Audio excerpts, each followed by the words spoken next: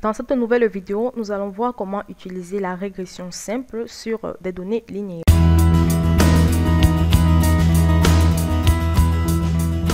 Avec les données linéaires, la variable dépendante est liée à la variable indépendante par un facteur constant. Donc, par exemple, vous pouvez tout simplement constater que les ventes des voitures, qui est la variable dépendante, augmentent d'1 million d'unités lorsque le taux d'intérêt, qui est la variable indépendante, baisse tout simplement de 1%. Donc, de même, vous pouvez tout simplement constater que le revenu de la division de la variable dépendante augmente de 100 000 $ pour chaque tranche de 10 000 $ dépensés en publicité, qui est tout simplement la variable indépendante. Donc, nous allons tout simplement analyser les tendances à l'aide des lignes optimales. Donc, vous effectuez ce type de détermination en examinant tout simplement la tendance sous-jacente aux données actuelles dont vous disposez pour la variable dépendante. Donc, en régression linéaire, vous analysez tout simplement la tendance actuelle en calculant la ligne de meilleur ajustement ou la courbe de tendance. Donc, il s'agit tout simplement d'une ligne passant au-dessus des points de données sur lesquels la différence entre les points situés en-dessous et en-dessus de la ligne s'annule tout simplement plus ou moins. Donc, à présent, nous allons tout simplement voir comment tracer une ligne de tendance optimale. Alors, le moyen le plus simple de voir la courbe la mieux ajustée consiste tout simplement à utiliser un graphe. Donc, notez cependant que cela ne fonctionne que si vos données sont tracées à l'aide d'un graphique XY, comme vous pouvez le constater ici. J'ai tout simplement construit un graphique à partir des graphiques insérant les nuages des points de X, Y ou encore en bulle. Donc, j'ai tout simplement sélectionné la plage de période et heure actuelle. Et tout simplement, j'ai tout simplement créé un graphique à partir de cette plage-là. Alors, comme vous pouvez le constater, les données des ventes trimestrielles sont tout simplement des variables dépendantes, donc qui sont tout simplement dans l'axe des Y. Les périodes qui sont tout simplement représentées dans l'axe des X. Donc, je vais... Alors, ce que nous allons faire, c'est tout simplement d'ajouter une courbe de tendance à ce graphique à travers tout simplement les points tracés. Alors, pour ajouter une courbe à tendance, il est important de s'assurer que les données sont tracées tout simplement à l'aide d'un graphique XY. Alors, il existe tout simplement quelques étapes pour ajouter tout simplement une courbe de tendance à un graphique. Donc, pour cela, vous devez tout simplement activer le graphique et si plusieurs séries de données sont tracées, vous cliquez tout simplement sur la série avec laquelle vous souhaitez travailler. Donc la série avec laquelle je vais tout simplement travailler, c'est cette série. Alors pour cela, je peux tout simplement venir à ce niveau et sélectionner la série. On peut le constater ici, c'est tout. Je peux tout simplement sélectionner ma première série et là, j'ai sélectionné ma série. Ensuite, je vais tout simplement au niveau de l'onglet de création du ruban. Et dans le groupe disposition du graphique, je vais tout simplement sélectionner, ajouter un élément de graphique. Alors, ensuite, sélectionner tout simplement courbe de tendance. Et là, sélectionner tout simplement autre option de la courbe de tendance. Alors, vous avez tout simplement les formats de la courbe de tendance. Avec les options de courbe de tendance, vous pouvez tout simplement cliquer sur linéaire. Alors, ensuite, vous pouvez tout simplement cocher la case afficher l'équation sur le graphe. Et cocher la case afficher le coefficient de détermination qui est R au carré sur le graphique. Donc là, lorsque vous avez terminé, vous pouvez tout simplement fermer. Et comme vous pouvez le constater, Excel a tout simplement ajouté les équations sur notre graphe que nous pouvons les transporter pour les déposer là. Et la valeur du carré sur le graphique. Alors, nous allons tout simplement à présent comprendre les équations de régression. Donc, dans ce que vous venez de voir, nous avons tout simplement coché la case afficher l'équation sur le graphe. Alors, cette opération affiche tout simplement l'équation de régression sur le graphique, comme vous pouvez le constater sur cette feuille de calcul.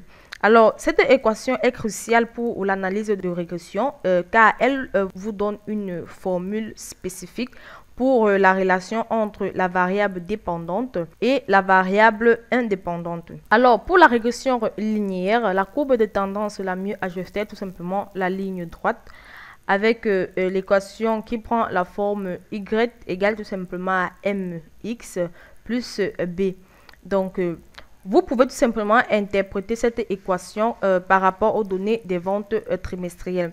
Alors, y ici est la variable dépendante Elle représente donc tout simplement la valeur de la ligne de tendance qui est tout simplement les ventes trimestrielles pour une période spécifique. Pour X, ici, il s'agit tout simplement de la variable indépendante qui, dans cet exemple, correspond tout simplement à la période. Et M, pour l'équation que je venais de donner, est la pente de la courbe de tendance qui est ici est tout simplement de 1407,6. En d'autres termes, c'est tout simplement le montant par lequel les ventes augmentent par période selon la courbe de température. Et B, ici, il s'agit tout simplement de l'ordonnée à l'origine.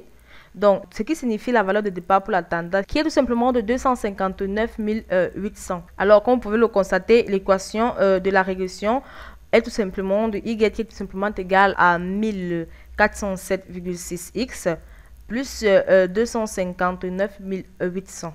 Alors, pour déterminer le premier point de la ligne de tendance, vous venez tout simplement remplacer X par 1.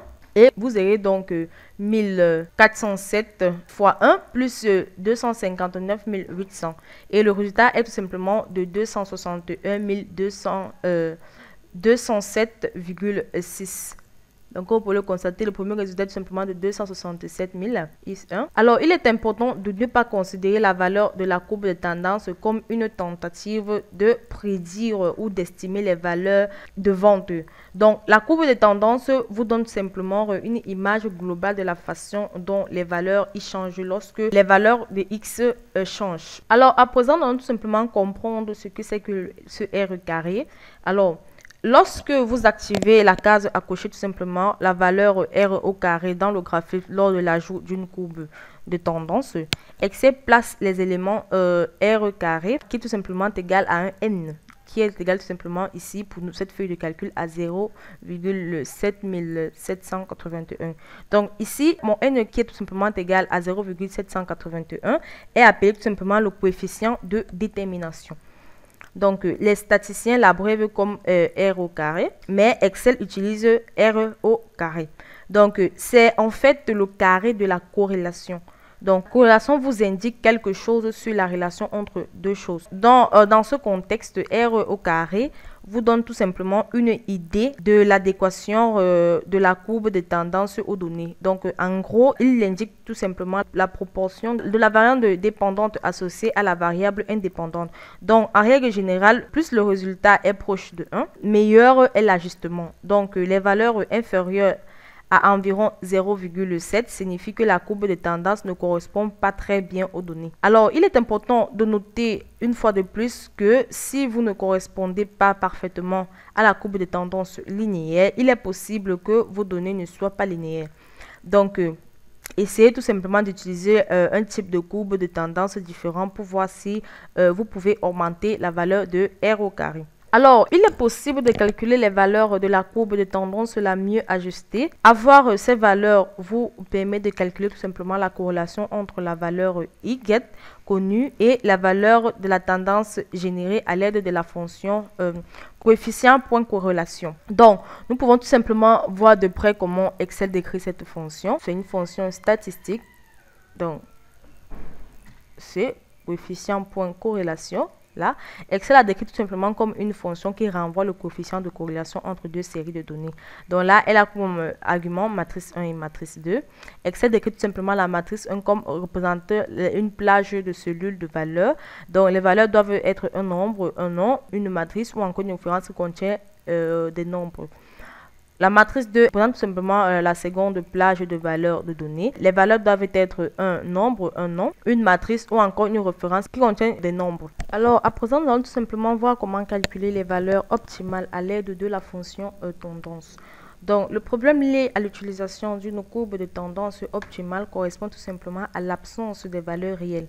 Si vous souhaitez obtenir les valeurs dans la feuille de calcul, vous pouvez calculer les valeurs individuelles de la courbe de tendance à l'aide de l'équation de régression. Alors, vous pouvez tout simplement calculer les valeurs individuelles de la courbe de tendance à l'aide de l'équation de régression qui est tout simplement égale à 1407,6 x plus 259 080 plus 259 800.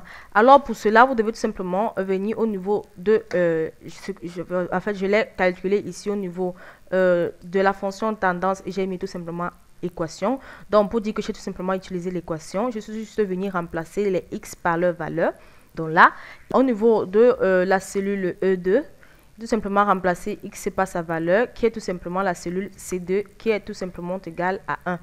Donc là, j'ai tout simplement remplacé x par sa valeur et j'ai tout simplement obtenu la tendance. Donc ici, je suis remplacé x par sa valeur qui est 2.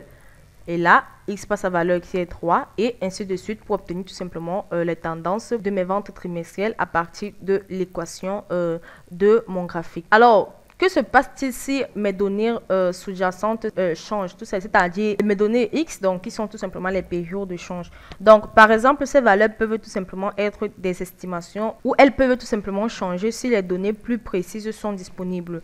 Donc, dans ce cas, vous devez tout simplement supprimer la courbe de tendance existante et en ajouter une nouvelle, puis recalculer les valeurs de tendance en fonction de la nouvelle équation. Donc, si vous devez travailler avec ces valeurs de tendance de la feuille de calcul, vous pouvez tout simplement éviter d'effectuer des analyses répétées sur la ligne de tendance en calculant tout simplement la valeur à l'aide de la fonction tendance. Donc, nous allons tout simplement voir de près comment Excel décrit cette fonction. Elle est tout simplement une fonction statistique. Donc, là, la fonction tendance, Excel la décrit tout simplement comme une fonction qui calcule les valeurs de la courbe de tendance linéaire par des méthodes des moindres carrés appliquées aux valeurs connues. Donc pour cela, la syntaxe, nous avons seulement le y connu, le x connu, le x nouveau et la constante. Excel décrit tout simplement le y connu représente une plage ou une matrice de la série. Les valeurs y déjà connues par la relation y égale à mx plus b, comme je vous le disais tantôt tout à l'heure. Et l'argument x connu est tout simplement la plage facultative ou la table de valeurs x connue par la relation y égale à mx plus b, une matrice de même dimension que le y connu. Ensuite, vous avez le nouveau x qui est tout simplement la plage ou la matrice de la nouvelle série de valeurs x dont vous voulez tout simplement que la tendance vous donne des valeurs y correspondantes. Ensuite, vous avez tout simplement la constante qui représente tout simplement une valeur logique. Donc, la constante B est calculée normalement si la constante est égale à vrai ou encore omise B est égale à 0 si la constante est tout simplement égale à faux. Alors, pour générer les valeurs de tendance les mieux ajustées, vous devez tout simplement spécifier un seul argument le y connu et éventuellement l'argument du x connu. Alors, pour cette feuille de calcul, nous allons tout simplement sélectionner notre plage pour entrer notre formule parce qu'il s'agit tout simplement d'une formule matricielle. Alors, les valeurs des x connus sont tout simplement les nombres des périodes qui vont tout simplement de la plage C2 à C3. Et les valeurs des y connus sont tout simplement les chiffres des ventes réelles qui se trouvent tout simplement dans la plage D2 à D13.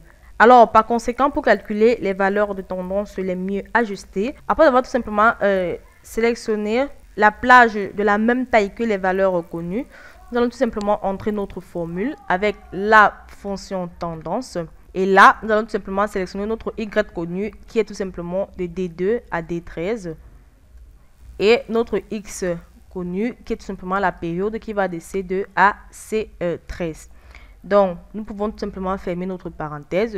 Alors, puisqu'il s'agit d'une formule matricielle, nous allons tout simplement valider notre opération en appuyant sur CTRL plus SHIFT plus Entrée. Et là, Excel calcule tout simplement la tendance pour notre vente trimestrielle. De là, comme vous pouvez le constater, c'est la même chose. Nous pouvons tout simplement formater les cellules. Donc là, nous pouvons nous mettre en nombre, utiliser les séparateurs de milliers et mettre le nombre décimal à 0. Et là, comme vous pouvez le constater, nous avons tout simplement les mêmes tendances que lors des tendances que nous avons calculées à l'aide des équations. Donc, c'est la même qui apparaît tout simplement lorsque nous utilisons notre formule. Alors, comme vous pouvez le constater, il existe certaines valeurs qui sont légèrement décalées. Donc, en effet, les valeurs de la pente et de l'intersection figurant dans l'équation de régression ont été arrondies pour pouvoir être affichées dans le graphique. Alors, comme vous l'avez entendu au début de cette vidéo, j'ai tout simplement mentionné que vous pouvez tout simplement déterminer la corrélation entre les valeurs dépendantes connues et les valeurs de tendance calculées à l'aide de la fonction de coefficient de corrélation. Donc, nous allons tout simplement utiliser une formule matricielle pour fournir tout simplement une méthode abrégée pour envoyer tout simplement la corrélation. Donc, pour cela, nous allons tout simplement sélectionner la même dimension que pour la formule des tendances. Ensuite, entrer notre formule avec la fonction coefficient de corrélation. Nous allons tout simplement entrer la matrice 1 qui sera tout simplement le Y connu qui est les valeurs trimestrielles. Ensuite, nous allons tout simplement entrer notre fonction tendance et entrer le Y connu qui est toujours de D2 à D13. Ensuite, nous allons simplement entrer le X connu qui est de C2 à C13. Alors, nous allons fermer notre parenthèse et valider notre opération en appuyant sur CTRL plus Shift plus Entrée. Et là, vous pouvez tout simplement avoir le coefficient de corrélation qui s'affiche au niveau de la feuille de calcul. Alors, à présent, nous allons tout simplement voir comment calculer les valeurs optimales à l'aide de la fonction droite regrette. Alors, la fonction tendance est l'itinération le plus direct pour le calcul des valeurs de tendance. Mais Excel propose tout simplement une deuxième méthode permettant de calculer la pente et l'ordonnée à l'origine de la courbe de tendance. Donc, vous pouvez tout simplement ensuite intégrer ces valeurs dans l'équation de régression linéaire qui est tout simplement la fonction y égale à mx plus b sous la forme m et b respectivement. Alors, vous calculez la pente et l'ordonnée à l'origine à l'aide de la fonction droite rég ou encore droite pour la régression. Donc, nous allons tout simplement voir de près comment Excel décrit cette fonction. C'est toujours une fonction statistique dans la D. Excel décrit tout simplement la fonction droite rég comme une fonction qui renvoie tout simplement une matrice qui décrit une droite de corrélation pour vos données calculée avec la méthode des moindres carrés. Donc, comme syntaxe, il y a le Y connu, le X connu, la constante et le statistique. Donc, elle est décrite de la même manière. Le Y connu tout simplement représente la série des valeurs Y déjà déterminées par la relation Y égale à mx plus b. Le X connu est tout simplement une série de valeurs facultatives déjà déterminées dans la relation Y égale à mx plus b. Et la constante est tout simplement une valeur logique. La constante b est calculée normalement si la constante est égale à vrai ou omise. Et b est égale à 0 si la constante est faux. Et la statistique qui représente tout simplement une valeur logique qui renvoie tout simplement les statistiques de régression complémentaires qui est tout simplement égale à vrai et renvoie les coefficients m ou la constante b qui est tout simplement égale à faux ou omis. Alors, lorsque vous utilisez la fonction droite rég sans l'argument statistique, la fonction renvoie tout simplement un tableau de 1 fois 2, donc c'est-à-dire une ligne et 2 colonnes, dans lequel la valeur de la première colonne est tout simplement la pente de la courbe de tendance et la valeur de la deuxième colonne est l'intersection. Alors, nous allons tout simplement entrer une formule qui va tout simplement renvoyer la pente et l'intersection de la ligne de tendance pour les ventes trimestrielles. Donc, pour cela, nous allons tout simplement sélectionner ces deux cellules. Ensuite, entrer notre formule avec tout simplement notre fonction tendance. Le Y connu est tout simplement de D2 à D13 et le X connu simplement C2 à C13. Alors là, nous allons simplement valider notre formule sous forme matricielle. Donc, nous allons simplement cliquer sur X, sur CTRL plus Shift plus Entrée. Et là, Excel calcule tout simplement. Alors, nous pouvons tout simplement utiliser cette valeur pour calculer également les valeurs de la courbe de tendance, tout simplement en substituant notre H2 pour M et notre I2 pour B. Donc, tout simplement cela dans l'équation de régression linéaire. Donc, nous allons simplement entrer cette formule pour calculer. Et là, nous allons simplement entrer notre H2 qui est tout simplement notre M. Et que nous allons simplement multiplier à notre X qui sera tout simplement C2. Et nous allons tout simplement ajouter à B. Donc, notre B est tout simplement I2. Donc là, nous allons tout simplement notre tendance. Et là, nous avons tout simplement notre tendance. Donc, nous allons tout simplement faire de même pour toutes ces valeurs, donc que nous multiplions par C3. Ensuite, nous allons tout simplement additionner par notre B qui est I2. J'espère que vous avez aimé cette vidéo de l'entreprise Excel Corpo, entreprise spécialisée dans les prestations de services Microsoft Excel. Si vous avez aimé cette vidéo, n'oubliez pas de vous abonner et de cliquer sur le bouton j'aime et ensuite de la partager. Si vous avez des questions à poser, vous soyez libre de les poser dans l'espace commentaire. Nous allons nous retrouver très prochainement dans une nouvelle vidéo.